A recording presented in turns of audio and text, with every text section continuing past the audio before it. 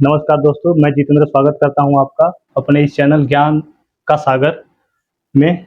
और आज हम पढ़ेंगे इसके पीछे का जो वीडियो था, आपको वहां तक गया था, हिंदी का भौगोलिक दृष्टिकोण। और आज हम जानेंगे हिंदी का राजनीतिक दृष्टिकोण। तो इसके पहले जानना पड़ेगा कि राजनीतिक दृष्टिकोण में होता क्या है। तो इसमें पहले हम जानेंगे कि हिंदी का हिंदी का हमारे संविधान में क्या भूमिका रही है और इसको कहां कहां स्थान दिया गया। तो इसके पहले हम जानेंगे, देखिएगा, हिंदी का जो होता है अनुसूची। वैसे तो हमारे संविधान में 12 अनुसूचियां होती हैं। जीके में आप लोग जानते हैं कि कितनी अनुसूची होती है? 12 अनुसूचियां होती हैं। 12 अनुसूची होती है। और उस 12 अनुसूची में 8वीं अनुसूची में हिंदी का उल्लेख है। 8वीं अनुसूची में हिंदी का उल्लेख है। हिंदी का ही नहीं, हिंदी के साथ साथ 22 भाषाएं आती है उसमें, जिसमें हमारा क्या है? हिंदी भी है। इसमें हमारा हिंदी भी है। और ये तो अनुसूची की बात रही। अगर हम चलते हैं संविधान की तरफ, तो अनुच्छेद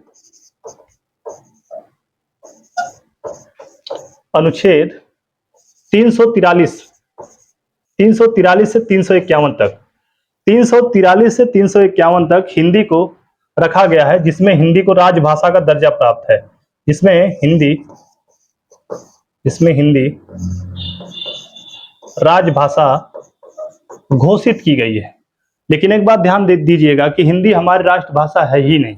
हमारे भारत में 22 भाषाओं का प्रयोग होता है। प्रयोग तो वैसे बहुत सारी भाषाओं का होता है, लेकिन 22 भाषाएं संवैधानिक रूप से उचित मानी गई हैं और इनका हम प्रयोग कहीं भी कर सकते हैं। जैसे कोर्ट में, हाई कोर्ट हुआ, सुप्रीम कोर्ट हुआ। सुप्रीम कोर्ट में ज्यादातर अंग्रेजी का प्रयोग होता है। तो यहां पर हम बता सकते हैं आपको कि 22 भाषाएं हमारे, 22 भाषाओं में ही हिंदी है। ऐसा मत कोई जोड़ लीजिएगा 22 और एक हिंदी 23, हमारी सब मिला के 22 भाषाएं हैं। और यहाँ पर 22 भाषाओं का प्रयोग है। लेकिन अनुच्छेद 343 से 351 में हिंदी को राजभाषा का दर्जा प्राप्त है। ठीक, तो ये रहा हमारा हिंदी का राजनीतिक दृष्टिकोण। ठीक, अब इसके बाद हम चलेंगे कुछ ऐसी भाषाएं जिनकी जानकारी प्राप्त करना अति आवश्यक है। देखिएगा, जैसे अगर देखा जाएगा कि बोली किसे कहा जाता है। देखिएगा, बोली, पहली बात है बोली का होता है। इसके बाद भाषा, इसके बाद है, पहले लेते हैं मातृभाषा। मातृभाषा, इसके बाद राज्य भाषा,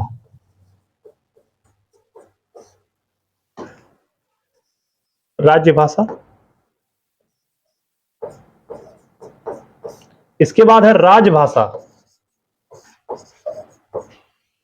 राजभाषा, और अंत में हम देखेंगे राष्ट्रभाषा को। देखिएगा, इतनी प्रकार की भाषाएं होती हैं। अगर देखा जाएगा पहले नंबर पे बोली क्या होता है, दूसरे नंबर पे भाषा। अभी भाषा आप जानते हैं भाषा क्या होता है। फिर इसके बाद मातृभाषा क्या होता है। अगर कोई पूछ देगा बताइए मातृभाषा किसे कहते हैं, तो यहाँ पर बताना आपको मुश्किल हो जाएगा। अगर उसी में पूछ लिया जाए राज्य भाषा, देखिएगा साउंड एक जैसे है, लेकिन देखिएगा इनका जो स्थान है, इनका परिभाषा बिल्कुल अलग हो जाएगा। इसमें लिखा गया राज्य भाषा और यहाँ पर लिखा गया राजभाषा, ये बिल्कुल अलग है, दोनों बिल्कुल अलग है। राष्ट्रभाषा ये भी समझाएंगे। तो देखिए बारी बारी हम इनको जानते हैं। बोली किसे कहते हैं? देखिएगा, यदि किसी माध्यम में अगर देखा जाए, अगर इसको अगर बोली को डिफाइन करते हैं, तो इसमें बोल सकते हैं कि अगर विचार आदान प्रदान करने का जो माध्यम होता है, विचार आदान प्रदान करने का जो माध्यम होता है, अगर सीमित होता है, सीमित का मतलब होता है थोड़ा।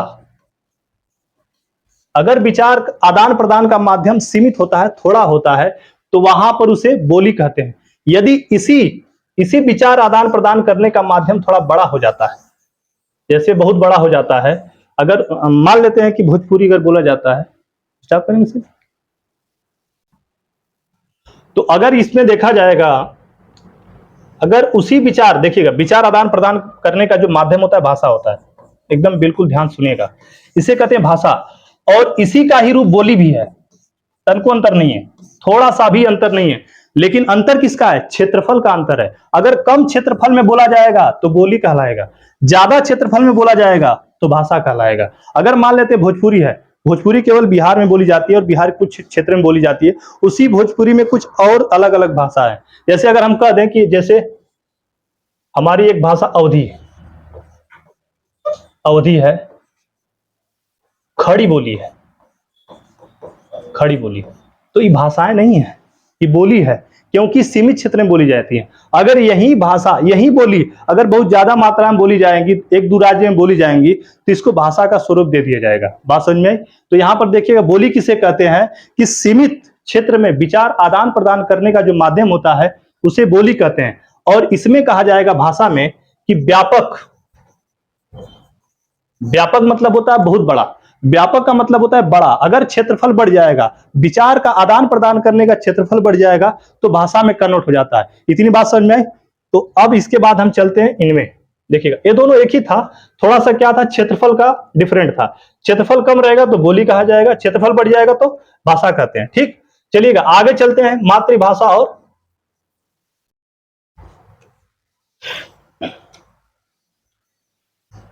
आगे चलते हैं मातृभाषा, राज्य भाषा, राजभाषा और राष्ट्रभाषा की तरफ। देखिएगा, मातृभाषा, मातृभाषा किसे कहते हैं? सभी लोग कहते हैं हम अपनी मातृभाषा का कदर करते हैं, लेकिन मातृभाषा होता क्या है? क्या हमारी मातृभाषा अंग्रेजी हो सकती है? बिल्कुल हो सकती है। अगर मातृभाषा उसे कहते हैं कि जो मां के मुख से बोली को, मां के मुख से, ऐसी भाषा जिसे हम मां के मुख, मां के मुख से ग्रहण करते हैं, या फिर दूसरे शब्दों में कह दें तो परिवार से। अगर ये भी नहीं समझ में आ रहा है तो हम कह सकते हैं समाज से। ऐसी भाषा जिसे मां के मुख से ग्रहण करें या फिर परिवार से ग्रहण कर लें, अगर ये भी नहीं हो तो समाज से ग्रहण कर लें, तो इस सब भाषाओं को क्या कहा जाता है? मातृभाषा कहा जाता है। चलिएगा, अब दूसरे पॉइंट पे हम चलते हैं, राज्य भाषा किसे कहते हैं। अब देखिएगा, राज्य भाषा कहने का मतलब है, देखिए, राज्य भाषा कहने का मतलब है कि उस राज्य की भाषा, मतलब किसी राज्य में अगर एक प्रॉपर भाषा बोली जा रही है, जैसे अगर बिहार है, यहां पर बिहार है, तो बिहार में बिहारी बोली जाती है, सभी लोग जानते हैं। उत्तर प्रदेश में बहुत सारी बोलियां बोली जाती है, ताकि भाषा नहीं। तो अगर किसी पर्टिकुलर राज्य में एक भाषा बोली जा रही है, नागालैंड में अंग्रेजी बोली जाती है, ठीक ना? तो अगर जिस राज्य में जो भाषा बोली जा रही है, अगर उस राज्य की भाषा ली जाती है तो उसे राज्य भाषा कहते हैं, ठीक ना? अब अगर कह दे नागालैंड की राजभाषा क्या है, तो अंग्रेजी है। अगर बिहार की राजभाषा, देखिए उसे तो बहुत सारी भाषा है, अगर ऊपर लिया जाए, अगर मेजर पार्ट में लिया जाए, ज्यादा मात्रा में लिया जाए, तो यहां पर राजभाषा भोजपुरी हो जाएगी। अब चलते हैं राजभाषा की तरफ। ये बहुत, क्योंकि राजभाषा हमारी हिंदी है तो उसको जानना पड़ेगा ना, राजभाषा होता क्या है। देखिएगा, देखिए, राजभाषा का मतलब होता है कि सरकारी कार्यकाज, सरकारी कार्य, अगर किसी क्षेत्र के सरकारी कार्य, किसी क्षेत्र के जो सरकारी कार्य हैं जिस भाषा में हो रहे हैं, उसे क्या कहते हैं? राजभाषा। मान लेते हैं हमारा हाई कोर्ट है, पहले जानते हैं आप लोग, जिला न्यायालय होता है, फिर यहाँ पर सुप्रीम कोर्ट होता है। सुप्रीम कोर्ट में ज्यादा बोलबाला अंग्रेजी का रहता है। अंग्रेजी जानते हैं सुप्रीम कोर्ट में ज्यादा काहे बोला जाता है? क्योंकि यहाँ पर सुप्रीम कोर्ट एक ऐसा कोर्ट है कि पूरे भारत का सुनवाई सुनता है। तो यहाँ से अगर दक्षिण भारत का व्यक्ति आएगा, हिंदी अगर वहां पर रहेगा, तो वहां पर हिंदी तो बोल नहीं पाएगा, इसलिए अंग्रेजी बोला जाता है, ताकि सभी लोग क्या करें, सुन लें। तो यहाँ पर जो राजभाषा है, इसे कहा जाता है कि अगर किसी स्थान पे, अगर किसी स्थान पे वहां का जो सरकारी कार्य है जिस भाषा में होता है, उसे कहते हैं राजभाषा। जैसे अगर मान लेते हैं, अगर उत्तर प्रदेश में आप कहीं, यूपी में कहीं जाते हैं, कहीं भी, जैसे बैंक में चले गए, बैंक में जाने के बाद भोजपुरी तो बहुत लोग बोलते हैं, लेकिन वहां पर जाने के बाद अनपढ़ व्यक्ति भी चाहता है कि हम हिंदी में बात करें, टूटी फूटी हिंदी बात करता है, तो सरकारी कार्य में हिंदी का प्रयोग करता है। तो इसलिए हमारे संविधान में हिंदी को क्या कहा गया है? हिंदी को राजभाषा का दर्जा प्राप्त है, राजभाषा का दर्जा प्राप्त है। अर्थात हम कह सकते हैं कि वहां का शासन जिस भाषा में चलता है उसे राजभाषा कहते हैं। ठीक, अब देखिएगा, अंतिम बिंदु है हमारा अंतिम बिंदु है राष्ट्रभाषा। देखिए, किसी देश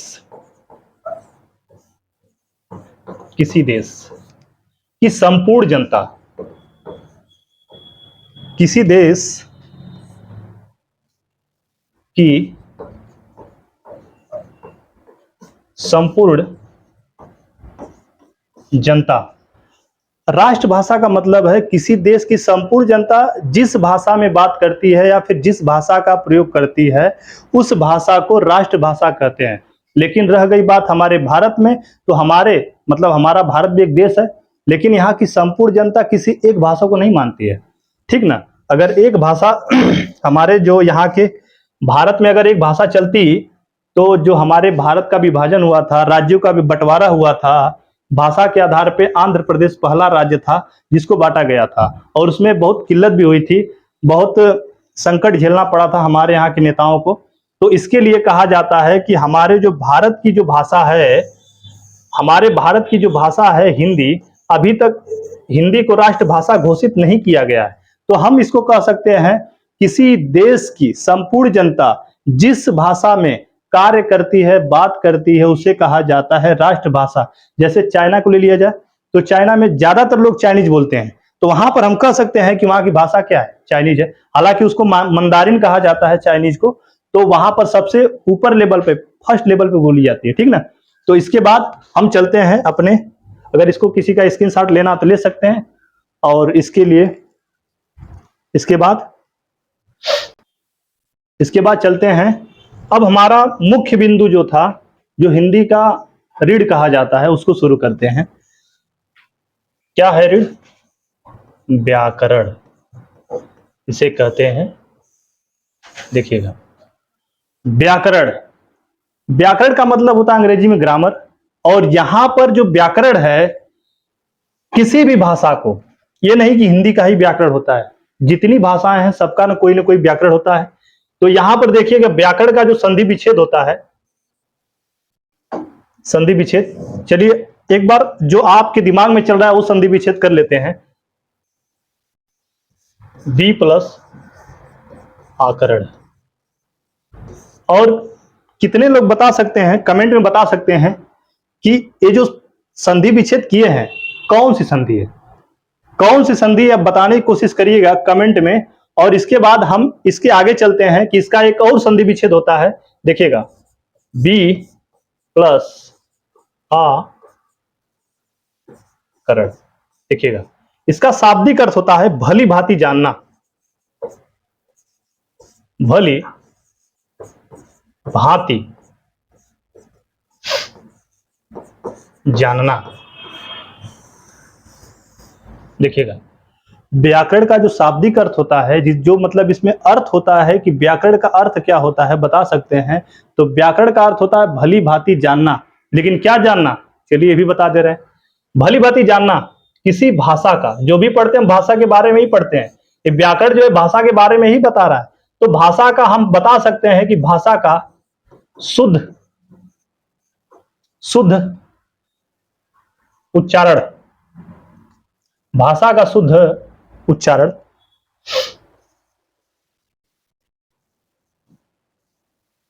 इसके बाद शुद्ध लेखन, तीसरी पॉइंट है शुद्ध प्रयोग। तीन बातें हमको बताता है कौन? व्याकरण। क्या बताता है कि भाषा का उच्चारण कैसे करना है, इसके बाद भाषा को मतलब किस प्रकार से लिखना है, और भाषा का प्रयोग हमारे जीवन में कहां कहां किस तरीके से करना है, इसकी जानकारी हमको कहां मिलता है? व्याकरण में। लेकिन बहुत से लोगों का प्रश्न हो सकता है कि ठीक है आप तो बता दिए कि ये सब होता है, लेकिन व्याकरण है क्या? तो ठीक है, व्याकरण हम कह सकते हैं एक पुस्तक है, एक पुस्तक भी कह सकते हैं आप, एक ग्रंथ भी कह सकते हैं, एक व्यथा भी कह सकते हैं। मतलब आप कह सकते हैं कि व्याकरण क्या है? एक पुस्तक है, और पुस्तक में सभी जानकारी रखी गई है। किसकी जानकारी? भाषा की, लेकिन भाषा के उच्चारण की, भाषा के लेखन की, भाषा के प्रयोग की। तो अब इसके बाद हम जानेंगे कि व्याकरण में हम कितने प्रकार से कौन कौन से इसमें व्याकरण में जानेंगे, क्या क्या चीज जानेंगे। तो इसके लिए हम आगे चलते हैं। भाषा में 3 प्रकार की त्रुटियां होती हैं, 3 प्रकार से हम इसको समझने की कोशिश करेंगे। पहला हमारा रहेगा वर्ड विचार। पहला है वर्ड विचार, दूसरा है शब्द विचार, और तीसरा वाक्य विचार।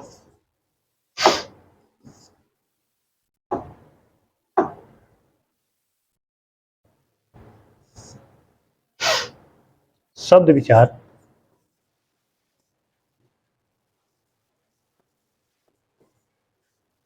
वाक्य विचार।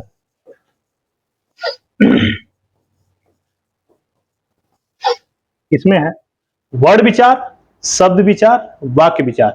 कोई व्याकरण हमको क्या बता सकता है? अरे वर्णों के बारे में बताएगा। वर्णों के बाद किसी में बताएगा? या तो हम कहीं शब्द प्रयोग करते हैं, अगर शब्द नहीं प्रयोग करते हैं तो कहीं कहीं हम वाक्य प्रयोग करते हैं। क्या इससे ज्यादा कुछ करते हैं? अगर करते हैं, आप कह सकते हैं कि एक बहुत बड़ा पैराग्राफ होता है जिसे शब्द जहां पर ज्यादा होते हैं। तो देखिएगा, कोई भी पुस्तक, कोई भी किताब या फिर कुछ भी, जितनी पत्रिकाएं हैं, सब किससे मिलकर बनी है? या तो उसमें कोई वर्ड होगा, या तो क्या होगा, शब्द होगा, और इन्हीं से मिलकर क्या बना होगा, वाक्य बना होगा। हम अगर वर्णों के बारे में अगर बढ़िया से जानकारी प्राप्त कर लेते हैं, इनका उच्चारण कर लेते हैं, इनका लेखन कर लेते हैं, इनका प्रयोग कर लेते हैं, तो हम शब्दों की भी जानकारी प्राप्त कर सकते हैं। जैसे अगर हम कह दें कि यहां पर लिखा गया है कमल, बहुत चर्चित शब्द है, हमारा भारत बहुत अच्छी तरह जानता है इसको, कमल को। देखिएगा, अगर कमल में अगर देखा जाए तो एक शब्द लिया गया है क, इसके बाद दूसरा शब्द है म, इसके बाद तीसरा शब्द क्या है, ल है। देखिएगा, वर्ड से मिलकर शब्द बना। तो यहां पर अगर हम इसकी जानकारी प्राप्त कर सकते हैं तो इसकी जानकारी प्राप्त कर सकते हैं। क्या हम कमल को इस प्रकार से लिख सकते हैं?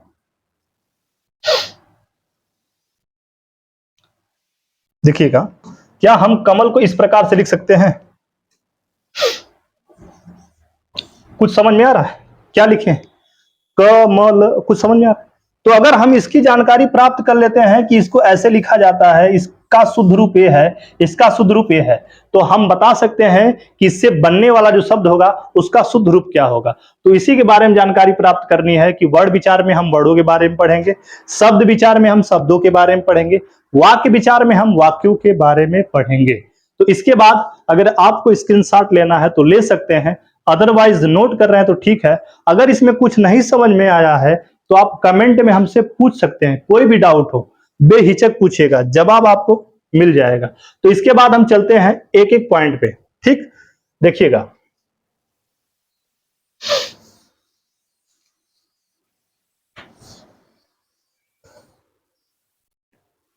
इसमें हमारा पहला बिंदु रहेगा, इसमें पहला बिंदु हमारा रहेगा वर्ड विचार।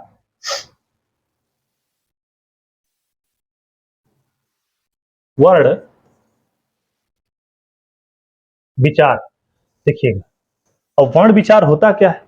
कुछ नहीं, विचार का मतलब आप जानते हैं, थिंकिंग, सोच। किसके बारे में सोच? वर्ड के बारे में।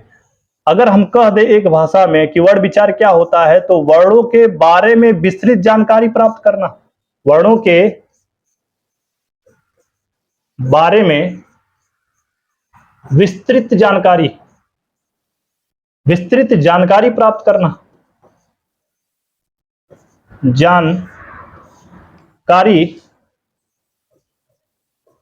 प्राप्त करना क्या कहलाता है बाबू?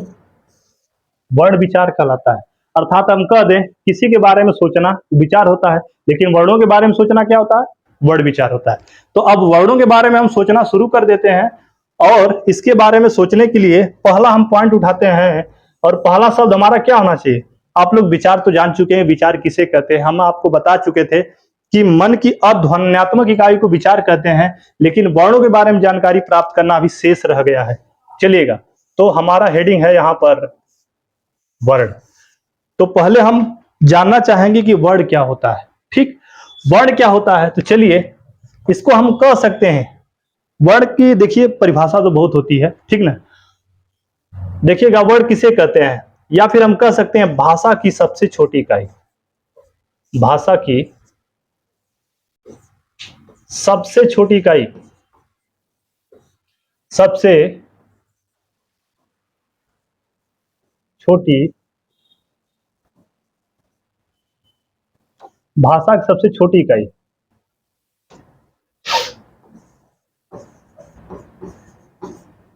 इकाई क्या कहलाती है? वर्ड कहलाती है।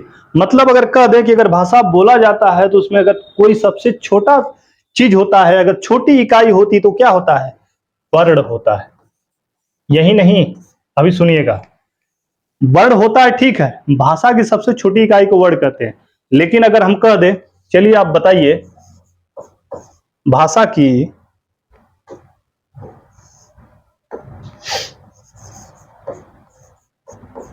भाषा की सबसे छोटी मौखिक इकाई क्या होती है? बताने की कोशिश करेंगे आप लोग। अगर कह दिया जाएगा कि भाषा की सबसे छोटी मौखिक इकाई क्या होती है, तो क्या बताएंगे? इसमें आपका उत्तर हो जाएगा ध्वनि। क्या हो जाएगा? ध्वनि। मतलब भाषा की सबसे छोटी इकाई तो वर्ड होती है, लेकिन भाषा की सबसे छोटी मौखिक इकाई, इस पे ध्यान दीजिएगा। ये जो शब्द लिखे हैं, अगर इसमें से निकाल लिया जाए तो हमारे पास सेम शब्द बचेंगे, सेम सेंटेंस बचेगा। लेकिन हमने मौखिक क्यों कहा? क्योंकि अगर हम कोई चीज अगर मुख से बोल रहे हैं, मौखिक मतलब होता है मुंह से निकली हुई आवाज, मुंह से निकली आवाज। अगर मुंह से जो आवाज निकल रहा है, अगर कोई चीज हम मुख से कर रहे हैं तो उसे क्या कहा जाता है? मौखिक कहा जाता है। लेकिन भाषा की सबसे छोटी मौखिक इकाई किसे कहते हैं? ध्वनि। और ध्वनि का ही लिखित रूप क्या होता है? ध्वनि का ही लिखित रूप क्या है? वर्ड। अगर नहीं समझ में आ रहा तो देखिएगा, ध्वनि का लिखित रूप वर्ड है। अगर हम बोल रहे हैं अ, तो हमारा मौखिक इकाई है। अगर उसी अ को यहां पर लिख देंगे तो बताइए बाबू, ये वर्ड बना कि नहीं बना?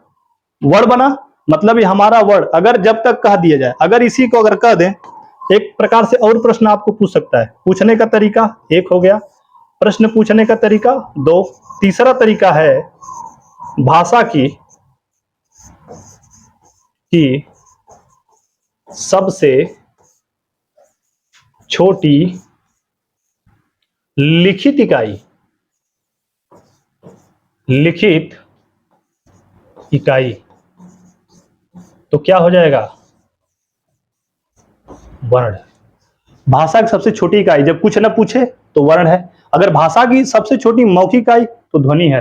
अगर कह दे भाषा की सबसे छोटी लिखित इकाई क्या है, तो उसे क्या बोला जाएगा? वर्ण। अब देखिएगा, इसी में हम आपको बता रहे हैं, अगर कुछ न पूछे, अगर पूछ ले केवल भाषा की सबसे छोटी इकाई, तो आपको उत्तर देकर आना है वर्ण, ठीक ना? अगर कहते जब मौखिक पूछेगा तब ध्वनि देना है, अगर कुछ न पूछे तो केवल क्या देना है? वर्ड देना है। देखिएगा, अगला चलते हैं। अगला हमारा रहेगा अर्थ के आधार पर, अर्थ के आधार पर भाषा की सबसे छोटी इकाई।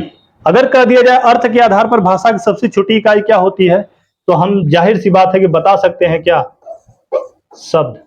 क्यों बताएंगे शब्द? क्योंकि अर्थ किसी वर्ड का नहीं निकलता है। जब तक हम कोई शब्द नहीं लिखेंगे उसका अर्थ नहीं निकलेगा। चलिए, अगर आप इसमें से कोई महानुभाव अगर बहुत तेज अगर कुछ कर सकता है तो करके बताइए कि अगर हम यहाँ पर फ लिख रहे हैं या फिर क लिख रहे हैं तो इसका अर्थ बताइए क्या है? ये कुछ नहीं है, केवल वर्ड है। अगर इसको अगर हम कुछ अर्थ बताना चाहते हैं तो अगर इसी में कह सकते हैं, यहां पर अगर लिखना चाहते हैं तो आप लिख सकते हैं कप। इसका मतलब हो जाएगा, कप का मतलब होता है कुछ पीने का पात्र, कुछ पीने का पात्र होता है जिसे कप कहते हैं। जैसे पानी पीने का पात्र हो गया, चाय पीने का पात्र हो गया। तो अर्थ कब निकलता है? जब कोई शब्द लिखा जाता है। और शब्द कब लिखा जाता है? शब्द की परिभाषा जरूर बताई जाएगी आपको। ठीक, इसके बाद अगर एक पॉइंट और बचा है हमारे पास, एक पॉइंट और है, अगर कह दिया जाए भावार्थ के आधार पर, भावार्थ के आधार पर, भावार्थ के आधार पर भाषा की सबसे छोटी इकाई क्या होती है? तो बताइएगा आप लोग। अगर कह दिया जाए भावार्थ के आधार पर भाषा की सबसे छोटी इकाई, तो हम इसको यहां पर लिखेंगे, क्या होता है? वाक्य। क्या होता है? वाक्य। ठीक, अगर आप जानना चाहते हैं कि भावार्थ के आधार पर भाषा की सबसे छोटी इकाई कैसे वाक्य हो जाता है, तो हम बता सकते हैं कि अर्थ केवल शब्दों का निकलता है और भाव के साथ अर्थ निकलना चाहिए। भावार्थ का मतलब जानते हैं क्या होता है? भावार्थ का मतलब होता है, भावार्थ, भावार्थ का मतलब होता है भाव प्लस अर्थ दोनों निकलना चाहिए। मतलब फीलिंग्स भी आनी चाहिए और उसका अर्थ भी निकलना चाहिए। जैसे हम कह रहे हैं मोहन रो रहा है। ठीक, मोहन क्या कर रहा है? रो रहा है। तो इसमें अगर हम केवल मोहन लिख देते तो मोहन क्या कर रहा है, कैसे कर रहा है, भाव समझ में नहीं आता। लेकिन अगर यहां पर कह दे कि मोहन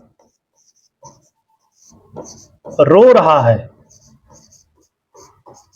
ठीक, तो मोहन रो रहा है, तो इसमें हमको लग रहा है कि कहीं ना कहीं कुछ छिपा है, कुछ भाव छिपा है, रोने का भाव छिपा है, उसको दर्द है इसलिए रो रहा है। अगर इसमें बता दिया जाता केवल, अगर इसमें हम इसको इसको हटा के केवल हम कहते बताइए मोहन का अर्थ, मोहन का मतलब एक व्यक्ति हो सकता है, तो बताइए मोहन का भाव निकल रहा है? नहीं निकल रहा है। इसी प्रकार से हो जाएगा भावार्थ के आधार पर भाषा की सबसे छोटी इकाई क्या होती है?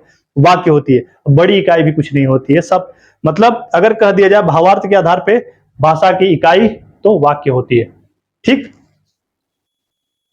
क्या पढ़ा है? ठीक है, चलिए इसके बाद हम चलते हैं आगे, इसके वर्ण के बारे में जानते हैं। वर्ण क्या होता है? वर्ण के बारे में जान गए, अब देखिएगा वर्ण की कुछ और विशेषताएं और कुछ इसके बारे में गहराई से जाने। वर्ण, तो आप जानते हैं कि वर्ण कितने प्रकार के होते हैं? वर्ण दो प्रकार के होते हैं। एक को कहते हैं स्वर, एक को कहा जाता है स्वर, और एक होता है हमारा व्यंजन। देखिएगा, वर्ण का मतलब होता है, जितना मतलब था हम बता दिए। इसके बाद अगर देखा जाएगा, अगर जानकारी लेना चाहते हैं, देखिए यहां पर वर्ण के बारे में पूरा विस्तृत जानकारी है। इसके बाद जानना चाहते हैं कि स्वर, देखिए ये होते हैं स्वतंत्र, स्वतंत्र, ये स्वतंत्र नहीं होते हैं, स्वतंत्र नहीं होते हैं। ठीक है, आप कहते हैं कि इसको स्वतंत्र है, स्वतंत्र नहीं है, क्या इसको बंद कर दिया गया? नहीं, ऐसी बात नहीं है। स्वतंत्र का मतलब उच्चारण के हेतु अगर देख लिया जाए, उच्चारण के आधार पे अगर इसमें उच्चारण किया जाता है, उच्चारण, तो हमारे जो मतलब मुख होता है एकदम फ्री होकर इसको उच्चारित करता है, एकदम स्वतंत्र होकर उच्चारित करता है। लेकिन जो व्यंजन होता है, इसके उच्चारण हेतु इनकी आवश्यकता पड़ती है या फिर अन्य वर्णों की आवश्यकता पड़ती है, तो उसे व्यंजन कहा जाता है। छोटा हो, ठीक, तो इसमें देखा जाता है स्वर। अब देखिएगा स्वर किसे कहते हैं? स्वतंत्र रूप से, स्वतंत्र रूप से बोली जाने वाली ध्वनियां, वाली स्वतंत्र रूप से बोली जाने वाली ध्वनियां क्या होती हैं? स्वर कहलाती हैं, स्वर कहलाती हैं। जी बिल्कुल। अर्थात जिनको बोलने हेतु, जिनको बोलने के लिए हमारे मुख के अवयव जो होते हैं थोड़ा सा भी रुकावट महसूस नहीं करते हैं, उसे क्या कहते हैं? स्वतंत्र स्वर कहते हैं। ठीक, देखिएगा अब चलते हैं इनके प्रकार पे। ठीक, इनके प्रकार पे चलने से पहले इसको ऐड कर देते हैं। देखिएगा स्वर। चलते हैं स्वर के प्रकार पे। पहले प्रकार पे जाने से पहले हम जान लेते हैं इनकी संख्या कितनी होती है। संख्या बचपन में हम जब पढ़े थे, छोटा एक किताब आया करता था जिसे मिंटल कहा जाता है, उसमें हम पढ़ते थे 13 और पढ़ाया जाता था। शिक्षक महोदय भी पढ़ा के चले जाते थे। अच्छी बात है, शुरुआती नॉलेज हर प्रकार का लेना चाहिए। लेकिन अगर मुख्य रूप से देखा जाए तो स्वरों की संख्या होती है 11। अब 13 और 11 में क्या लोचा है इसको देख लिया जाता है। तो 13 जो स्वर बोले जाते थे इनकी संख्या हम देख लेते हैं। तो पहला हमारा स्वर होता है अ, इसके बाद आ, ई, ह्रस्व उ, दीर्घ उ, इसके बाद होता है री, इसके बाद ए, ऐ, ओ, औ, बचे हैं अंग, अ।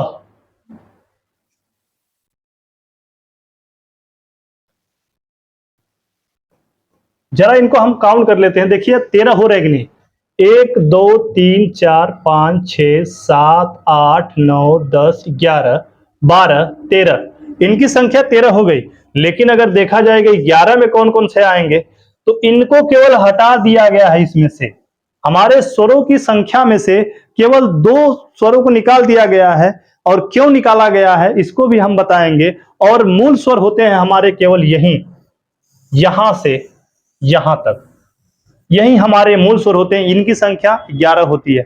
अगर देखा जाएगा 13 संख्या जरूर होती है, लेकिन 13 कहां होती है ये भी जान लेते हैं। 13 संख्या होती है हमारे मूल भाषा। जहां पर भी हम मूल भाषा का अगर नाम लेंगे, आपके दिमाग में एक ही सब्जेक्ट आना चाहिए। कौन सा? संस्कृत। संस्कृत क्या है? भाषा है। एक ही भाषा आना चाहिए, क्या है? संस्कृत में। अब संस्कृत में 13 आते हैं तो आप कह सकते हैं कि आप बहुत खुश हो जाए, मतलब खुश हो गए होंगे कि 13 जो संख्या है इनको जोड़कर 13 हो जाएगा। लेकिन भूल जाइएगा, न तो इनका प्रयोग संस्कृत में हुआ है न तो हिंदी में हुआ है। लेकिन आप कहेंगे कि जहां हम देखते हैं उसी का प्रयोग होता है। जैसे लिखते हैं राम, यहां पर हो गया। इसे कहते हैं सह, यहां पर भी हो गया। तो प्रयोग होने से थोड़ी हो जाएगा, ठीक है ना। इसके बाद देखा जाएगा 13 संख्या मूल भाषा संस्कृत में होती है। तो कौन कौन सी भाषा होती है? 2 बढ़ जाते हैं। एक इसका बड़ा भाई है, कौन सा? री। इसका बड़ा भाई है री। का अगर बड़ा रूप देखा जाएगा तो हम इसमें ऐड कर लेते हैं, इधर ऊपर ही ऐड कर लेते हैं। एक इसका दीर्घ रूप है, ऐसे लिखा जाता है। और एक इसके साथ और आता है जिसे कहा जाता है री। संस्कृत में यही 2 बढ़ जाते हैं। और इसके बाद इनकी संख्या कितनी हो जाती है? 13। और संस्कृत में स्वरों को क्या कहा जाता है? आप जानना चाहते हैं, जान लीजिए। संस्कृत में स्वरों को बोला जाता है अच। संस्कृत में स्वरों को अच बोला जाता है। क्या कहा जाता है? अच कहा जाता है। और अच की संख्या कितनी होती है? 13। 13 कौन कौन होते हैं? ठीक। और हमारे हिंदी भाषा में इनकी संख्या, तो अब आ गई कहानी यहां से कि इनको क्या कहा जाता है। इनको कहा जाता है अयोगवाह वर्ण। देखिएगा, इनको कहा जाता है अयोगवाह, अयोग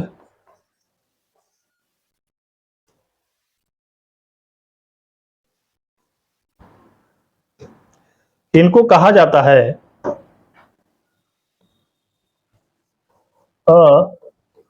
अयोग वाह। अब कहेंगे ये नया शब्द कहां से आ गया? अयोगवाह मतलब क्या होता है? देखिएगा, अयोगवाह किसे कहते हैं?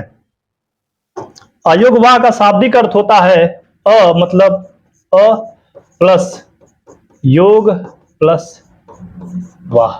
अ का शाब्दिक अर्थ, हमारा क्या है?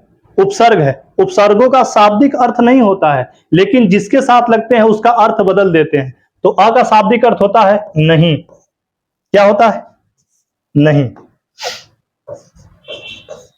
योग का मतलब होता है जुड़कर। वाह का मतलब होता है वहन होने वाला। वहन होने का मतलब, अब कहेंगे वहन क्या होता है?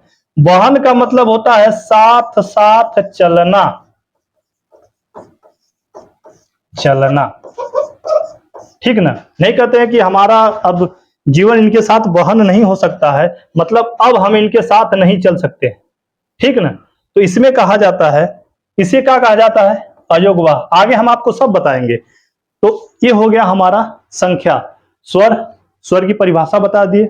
स्वर के प्रकार 13 और 11। 13 कंफ्यूजन वाला था क्योंकि हम बचपन में पढ़े थे, बचपन में पढ़ाते समय यहां तक पढ़ाया गया था, लेकिन इनको हम स्वर नहीं कहते हैं, इन्हें हम कहा जाता है, इन्हें हम कहते हैं अयोगवाह वर्ण कहते हैं।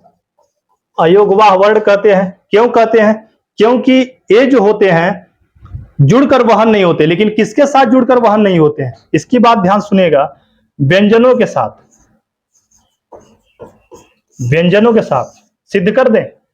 हम बता सकते हैं कि व्यंजनों के साथ इन्हें जुड़कर वहन नहीं होते, व्यंजनों के साथ जुड़कर अकेले नहीं चल सकते। इनको साथ चलने के लिए स्वरों की आवश्यकता पड़ती है। जैसे इसका सिंबल जो होता है, अगर हम बता दें, यहां पर लिख दे रहे हैं इनको दोबारा, ये होते हैं आपके अयोगवाह। इनका अगर देखा जाए तो जो मतलब लिपि होती है, अगर देखा जाए तो यहां पर हो जाएगा ऐसे, और इनका हो जाएगा, अगर हम कह सकते हैं कि यहां पर लिखा गया है राम, तो यहां से अगर हम इसको, इसका हम वर्ण विच्छेद करेंगे, वर्ण विच्छेद करेंगे, तो जब भी ये अलग होगा तो अपने साथ स्वर को लेकर अलग होगा। अर्थात हम इनका प्रयोग कहीं भी करते हैं तो व्यंजन के साथ कर सकते हैं। जैसे आ का प्रयोग व्यंजन के साथ कर दिखा रहे हैं, देखिएगा। र में क्या लगा है? र प्लस आ प्लस म प्लस, देखिए र से आ निकला है, र से आ निकला, ठीक है, वो तो स्वर है, निकल गया। लेकिन देखिएगा म से जो अ निकला है, अयोगवाह, मतलब इसके कहने का मतलब है कि यहां पर इसके सामने आ लगा है, लेकिन ये जब निकलेगा तो अपने साथ स्वर लेकर निकलता है। देखिएगा ये अकेला नहीं निकला है, अपने साथ किसको लेकर निकला है? अ को लेकर निकला है। तो इसलिए कहा जाता है कि व्यंजनों के साथ जो जुड़कर वहन नहीं होते हैं उन्हें कहा जाता है अयोगवाह वर्ण। ठीक, इतनी बात समझ में आई? अगर आई हो तो स्क्रीनशॉट ले लीजिएगा।